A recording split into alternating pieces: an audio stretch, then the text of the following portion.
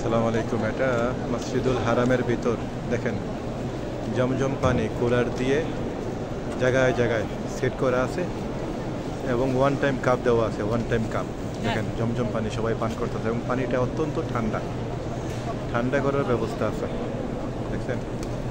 এইভাবে কাবা ঘরে চতুর্পাশে ভিতর এবং বাহিরে জমজম পানি পান করার ব্যবস্থা করেছে কাবা ঘর কর্তৃপক্ষ।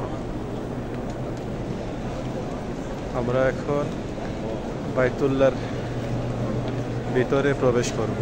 আমরা মসজিদে হারামে আছি, বাইতুল্লাহটা আমাদের থেকে আর একটু সামনে। কাবা ঘরের চতুর্পাশে শতাধিকের উপরে গেট আছে। আমি 179 পর্যন্ত দেখছি, পরে আর আসলে সম্ভব হয় না গণনা করা, এত গেট। প্রত্যেকটা গেট দিয়ে এইভাবে মানুষ প্রবেশ করতেছে।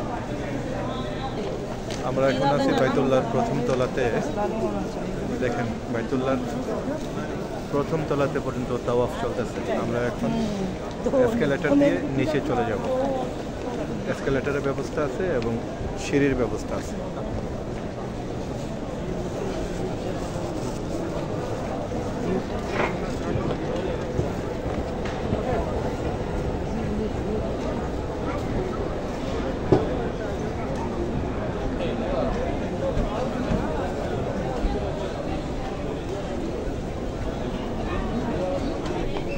আলহামদুলিল্লাহ, বাইতুল্লাহর খুব সন্নিকটে পৌঁছাইলাম। আমার থেকে মাত্র শতাধিক গজ দূরে বাইতুল্লাহ।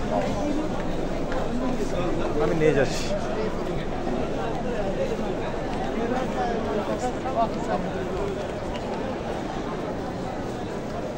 এই যে দেখেন বাইতুল্লাহ, বহু কাঙ্ক্ষিত আল্লাহর ঘর বাইতুল্লাহ, বাইতুল্লাহ শরীফ। আমি এখন বাইতুল্লাহর পশ্চিম পাশ থেকে ভিডিওটা করতেছি। দেখেন, বিকাল 5:30, লক্ষাধিক মানুষের সমাগম এখনই হয়ে গেছে। দেখেন, চতুর্পাশে মানুষ বসে গেছে মাগরিবের নামাজ পড়ার জন্য। যদিও মাগরিবের আজান 7:08, এখন বাজে 5:30। দেখেন, কানায় কানায় ভরপুর বাইতুল্লাহ। নিচের অংশ, উপরে এই যে ওয়াচ টাওয়ার, বাইতুল্লাহর সংলগ্ন ওয়াচ টাওয়ার।